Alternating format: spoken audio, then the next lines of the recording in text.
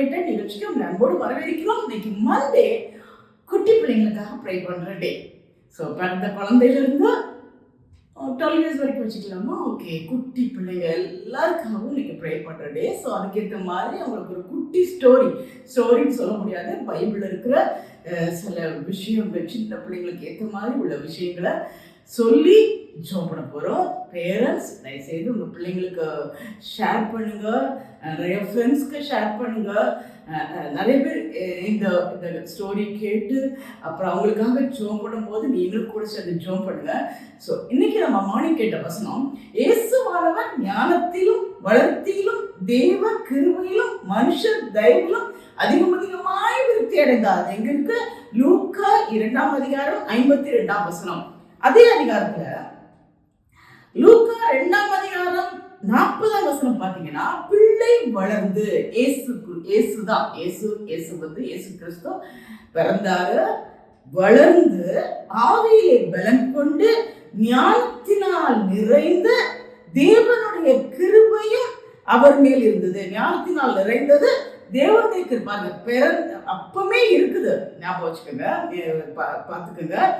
பிள்ளை வளர்ந்து ஆவியிலே பலன் கொண்டு, குட்டி பிள்ளை இயேசு பிறந்து கொஞ்ச நாள் இருக்கும், ஆவியிலே பலன் கொண்டு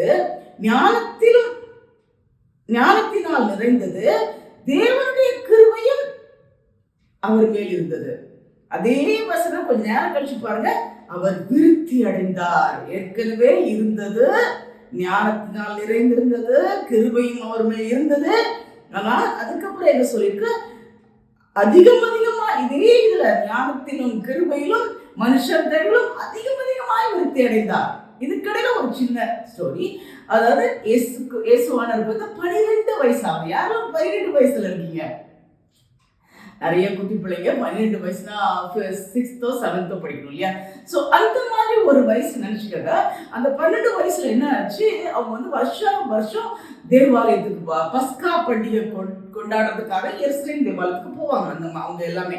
ஸோ இதே மாதிரி அவங்க குடும்பமும் அன்னைக்கு பஸ்கா பண்டிகை கொண்டாடுறதுக்காக போறாங்க. பட் அது இது மாதிரி பஸ்ஸோ ஃப்ளைட்டோ கிடையாது, நடக்கணும். அவங்க ரொம்ப நாள் பிரயாணம் பண்ணி அங்க போறாங்க. அங்க போய் அந்த பஸ்கா பண்டிகை ஆசரிக்கிறாங்க. 3 நாள் பிரயாணம் பண்ணி பண்டிகை கொண்டாட போறாங்க. ஸோ அந்த பண்டிகை கொண்டாடும் போது கொண்டாடி முடிச்சு எல்லாரும் வீட்டுக்கு திரும்புறாங்க. அதாவது பெரிய கேங்கா அவங்க ஊர்ல இருந்து மக்கள் எல்லாம் ஒன்று போல, இங்கெல்லாம் சில இடத்துக்கு நம்ம போகும்போது கிராங்கா போவாங்கல்ல. ஸோ எல்லாம் அது நடந்து போறாங்க. பண்டிகை முடிச்சாச்சு, வீட்டுக்கு போறாங்க. போற வழியில திடீர்னு, அதாவது ஒரு நாள் முடிஞ்சிருச்சு, ஒரு நாள் நடந்தாச்சு. அப்போ எவ்வளவு தூரம்? ஒரு கால்வாசி தூரம் வந்தாச்சு. வந்துட்டு திடீர்னு பார்த்தா அவங்க காணோம் ஜீசஸ. அப்போ இவங்க என்ன நினைச்சாங்க? பெற்றோர்கள் என்ன நினைச்சாங்க? பெற்றோர் யாரு? மேரி, ஜோசப். ஸோ அவங்க என்ன நினைச்சாங்க? ஓகே, ஏன்னா அவங்க ஃபேமிலி ஃப்ரெண்ட்ஸோட போறாங்க, ஸோ யாரு கூடயாவது வந்துட்டு இருப்பாரு அப்படின்னு நினைச்சுக்கிட்டாங்க. ஆனா திடீர்னு கேட்குறாங்க, யாரு கூட இல்லை. ஒன்று திருப்பி ஐயோ ஜீசஸை காணுமே, இயேசுவை காணுமேன்னு திருப்பி அப்படியே ஒரு நாள் ஃபுல்லா நடந்து அங்க இருக்காரு ஜீசஸ். 3 நாள் அங்கேயே சர்ச்சிலே இருக்காரு, தேவாலயத்திலே இருக்காரு. யாரு கூட இருக்காரு? பெரிய பெரிய போதகர்கள் கூட இருக்காரு. பாத்துக்கங்க, 12 வயசு குழந்தை, ஆனா இருக்கிறது பெரிய பெரிய போதகர்கள் கூட இருந்து அவங்கள்ட்ட கேள்வி கேட்கிறாரு, அவங்க ஆன்சர் பண்றாங்க. ரொம்ப ஆச்சரியமா இருக்கு அவங்களுக்கு. அந்த வசனத்தை நான் வாசிக்கிறேன். 3 நாளைக்கு பின்பு அவர் தேவாலயத்தில் போதகர்கள் உட்கார்ந்து இருக்கிறதையும் அவர்கள் பேசுகிறதை கேட்கவும் அவர்களை வினாவும் கண்டார்கள். அவர் பேசுவதை கேட்ட யாவரும் அவருடைய புத்தியையும் அவர் சொன்ன மாறுத்தரங்களையும் குறித்து பிரமித்தார்கள். புத்தியா பேசினாரு, அறிவோட பேசினாரு. ஜஸ்ட் ஒரு 12 வயசு குழந்தை மாதிரி பேசல. ஆச்சரியமா இருந்துச்சு அவர் பேசுறது. ஏன்னா பெரிய பெரிய போதகர்கள்ட்ட பேசுறாரு, அவங்க கேட்கிற கேள்விக்கு ஆன்சர் பண்றாரு, இவரும் கேட்கிறாரு இல்லையா? அப்போ வினாவும் கண்டார்கள். அவர் பேச கேட்ட யாவரும் அவருடைய புத்தியையும் அவர் சொன்ன வார்த்தைகளை பிரமித்தார்கள். தாய் தகப்பன்மாரும் அவரை கண்டு ஆச்சரியப்பட்டார்கள். அப்பொழுது அவருடைய தாயார் அவரை நோக்கி, மகனே, ஏன் எங்களுக்கு இப்படி செய்தாய்? இதோ உன் தகப்பனும் நானும் விசாரத்தோட உன்னை தேடினோமே. ஐயோ, எங்க போயிட்ட? எவ்வளவு தேடிட்டோம், எவ்வளவு பதறிட்டோம். ஞாபகம் எப்படி இருக்கும்ல, ஒரு கூட்டத்துல திடீர்னு அவன் குழந்தைய காணல, பதறிடுவோம். என்ன ஆகுது? இவங்க இவ்வளவு தூரம் நடந்து, அப்புறம் திருப்பி அங்கிருந்து இங்க நடந்து, திருப்பி தேவாலயம் தேடிட்டு வந்து அவர் தேவாலயத்துல பெரியவங்க கூட பேசிட்டு இருக்காரு. அப்போ சொல்றாரு, ஏன் இப்படி பண்ண? உன்னை எப்படி நாம தேடணும்னு சொல்லுவோம்ல. அவருக்கு பதில் பாருங்க. அவர் என்ன சொல்றாரு? ஏன் என்னை தேடினீர்கள்? என் பிதாவுக்கு அடுத்தவைகளில் நான் இருக்க வேண்டும் என்று அறியீர்களா? அப்போதான் இவங்களால அதுக்கு பதில் சொல்ல முடியல. பிதாவுக்கு அடுத்தவையில நான் இருக்கணும். எல்லாம் யோசிச்சு பாருங்க. நமக்கு ஒரு குழந்தை பிறகுது, கொஞ்சம் கொஞ்சமா வளருது, 12 வயசு ஆகுது. திடீர்னு நான் அப்படி இருக்கணும், இப்படி இருக்கணும், பிதாவுக்கு அடுத்தவைகள் இருக்கணும். நிச்சயமா அந்த டைம் நமக்கு ஆச்சரியமா இருக்கும்ல. அப்போ தங்களுக்கு அவர் சொன்ன வார்த்தையை அவர்கள் உணர்ந்து கொள்ளவில்லை. பின்பு அவர் அவரோட கூட போய் நாசரேத்தூரில் சேர்ந்து அவர்களுக்கு கீழ்ப்படிந்திருந்தார். ஜீசஸ் முதல்ல கேட்டாரு, ஏன் இதை தேடுறீங்க? நான் பிதாவுக்கு அடுத்தவங்க நான் இருக்க வேண்டாமான்னு கேட்டாரு. ஆனா அதுக்கப்புறம் தாய் தகப்பனோட போயிட்டு கீழ்ப்படிந்திருந்தார். இது அடுத்து முக்கியம் இல்ல. அவ்வளவுதான் சொல்லி பார்த்தாரு. அதை வாங்கி கூட்டிட்டு போயிட்டாங்க. அதுக்கப்புறம் தாய் தகப்பன்மாருக்கு அங்கங்க போடாம, அப்படி போகாம, இல்லை அவங்களுக்கு தேடுற மாதிரி வச்சுக்காம கீழ்ப்படிந்து அவங்க வீட்டில் என்ன சொல்றாங்களோ அதெல்லாம் நீங்களும் பெற்றோருக்கு கீழ்ப்படிந்து இருங்க. சரிங்களா? அதுக்கப்புறம் தான் அந்த சங்கதிகளை எல்லாம் தன் இருதயத்திலே வைத்துக் கொண்டாள். அவங்க அம்மா இல்ல, மேரி யோசிக்கிறாங்க, என்ன ஆச்சு? ஏன்னா நல்லா தெரியும், பிறந்ததும் எப்படி பரிசுத்த ஆவியினால பிறந்தார் இல்ல. வளர்ந்தாரு. வளரும் போதும் என்ன போட்டிருக்கு? ஆவியில பலம் கொண்டு ஞானத்தினால் நிறைந்தது, தேவனுடைய கிருபையும் அவர் மேல் இருந்தது. இந்த மாதிரி வளர்ந்தாரு. அதுக்கப்புறம் இந்த சூழ்நிலையில எருசலேம் போறாங்க. அங்க இப்படி ஒரு நிலம். இதெல்லாம் பார்க்கும்போது யோசிக்க சம்திங் இருக்குது இந்த பிள்ளைகிட்ட. மனசுல வச்சுக்கிட்டா, வெளியே சொல்லல இல்லையா, மனசுல வச்சுக்கிட்டா. சில விஷயங்களை நம்ம ரகசியமா மனசுல வச்சுக்கணும். ஏன்னா அது சொன்னா அது இல்லாம போயிடும். சில விஷயங்களை மனசுல வச்சுக்கணும்.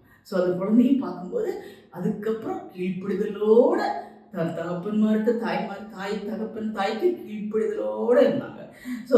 கடைசியா பார்க்கும்போது அதுக்கப்புறம் அவர் கீழ்ப்படிதலோட இருந்தபடினால இன்னும் ஞானத்திலும் வளர்த்தியிலும் தேவ கிருபையிலும் மனுஷர் தயவிலும் அதிகமாய் விருத்தி அடைந்தார். வீட்டுக்குள்ளதான் இருந்தார், தாய் தகப்பன் கிட்டதான் இருந்தார், ஆனா கீழ்ப்படிந்து இருந்தார். அதனால அவர் கிடைச்ச ஆசீர்வாதம், அவர் ஞானத்திலும் வளர்த்திலும் தேவ கிருபையிலும் மனுஷர் தயவிலும் விருத்தி அடைந்தார். இதை மாதிரி நம்ம நம்ம பிள்ளைகளும் அதே மாதிரி வளர்ந்து விருத்தி அடைய ஜெபம் பண்ணுவோமா? குட்டி பிள்ளைங்களும் கூட சேர்ந்து ஜெபம் பண்ணுறீங்களா? அன்புள்ள ஆண்டவரே, எங்கள் பரம தகப்பனே, அப்பா அந்த வேலையை பாத்திர வருகிறோம் சுவாமி. குட்டி பிள்ளைங்களுக்காக அந்த பாத்திர வருகிறோம் அப்பா. இன்னைக்கு நாங்கள் நினைவு கூறுகிறோம் சுவாமி. நீங்க நாசரேத்தூரில் பிறக்கும் போதே இவ்வளோ கஷ்டம் இல்லை, உங்களை கொல்ல நினைச்சாங்க. அப்படியே தப்பிச்சு வந்து பிறந்து அதுக்கப்புறம் ஞானத்திலும் வளர்ந்து தேவ கிருபையில வளர்ந்து அப்படியே 12 வயசு ஆகி அந்த 12 வயசுல தேவாலயத்துல பெரியவங்க கூட பேசுற அளவுக்கு ஒரு கிருபை கொடுத்தீங்க இருந்தது சுவாமி. அதே போல எங்க குட்டி பிள்ளைங்க நம்மளோட பாத்துல வருகிறோம். இன்னைக்கு நாங்க கேட்ட வசனத்தின் படியே உண்மை போலவே இயேசு கிறிஸ்துவை போலவே ஞானத்துல வளர, தேவ கிருபையில வளர, மனுஷன் தயவுல வளர நீ கிருபை கொடுங்கப்பா. ஞானத்தினால நிரப்புங்க சுவாமி, ஞானத்தினால நிரப்புங்க. உலகத்துல வாழ்ந்த சின்ன பிள்ளைங்களுக்கு நிறைய பிரச்சனை வருது. அப்ப அதெல்லாம் மேற்கொள்ளணும்னா ஞானம் வேணும். ஞானத்தோடு வளர கிருபை தாங்க. தேவனுடைய கண்ணுல தயவு கொடுங்கப்பா, மனுஷனுடைய கண்ணுல தயவு கொடுங்கப்பா. பிளீஸ் ஜீசஸ் அப்பா. அது போல எல்லா குட்டி பிள்ளைங்களும் கருத்துல ஒப்பு கொடுக்கிறோம். உலகத்துல இருக்கிற எல்லா குட்டி பிள்ளைங்களும் 12 வயதுல நீங்க எவ்வளவு அழகா விருத்தி அடைய சுவாமி, விருத்தி அடைந்தீங்க சுவாமி. இவங்களுக்கு அந்த பாக்கியத்தை கொடுங்க. ஒவ்வொரு குட்டி குட்டி பிள்ளைங்க மேலோட கருத்தை வைக்கிறோம். வைங்கப்பா, வைங்கப்பா, ஆசீர்வதிங்கப்பா. அதை போலவே செழிக்க விருத்தி அடைய கிருபை தாங்கப்பா. உம்முடைய ஞானத்தினால நிரப்புங்கப்பா. உம்முடைய கண்ணுல கிருபை கிடைக்கட்டும், மனுஷனுடைய கண்ணுல கிருபை கிடைக்கட்டும். அப்பேற்பட்ட பாக்கியத்தை எங்க குட்டி பிள்ளைங்களுக்கு எல்லாருக்கும் நீ கொடுக்க போறதுக்காக நன்றி. நீ கொடுத்த வசனத்துக்காக நன்றி. அந்த வசனத்தின்படியே எங்க குட்டி பிள்ளைங்களை ஆண்டவரே ஆசீர்வதித்து வளர செய்து விருத்தியடை போயதுக்காக கூட கூடி ஸ்தோத்திரம். கருத்தில் முற்றிலுமாக ஒப்புக் கொடுக்கிறோம். நீர் பொறுப்படுத்திக் கொள்ளும். நீர் மாத்திரம் மகிமைப்படும். இயேசு கிறிஸ்துவின் நாமத்தில் கேட்கிறோம் உங்கள் பரமபிதாவே.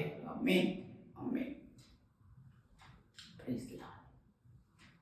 குட்டி பிள்ளைங்களே, நீங்களும் ஜீசஸ் எப்படி 12 வயதுல இந்த அளவுக்கு விருத்தி அடைந்தாரோ அதே போல உங்களையும் ஞானத்தினால நிரப்பி எல்லா வகையிலும் உங்களை வளர செய்து மனுஷ தயவிலும் தேவ கிருபையிலும் ஒவ்வொரு நாளும் விருத்தி அடைந்து இந்த உலகத்துல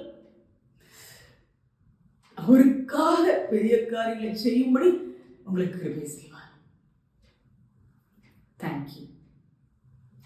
எல்லாருக்கும் ஷேர் பண்ணுங்க, ஃப்ரெண்ட்ஸ்க்கு சொல்லுங்க. எல்லாரும் வீடியோ மண்டே குட்டி பிள்ளைங்களுக்காக உள்ள வீடியோ தான் போடுறோம். கேளுங்க, கொடுத்து ஜோம் பண்ணுங்க.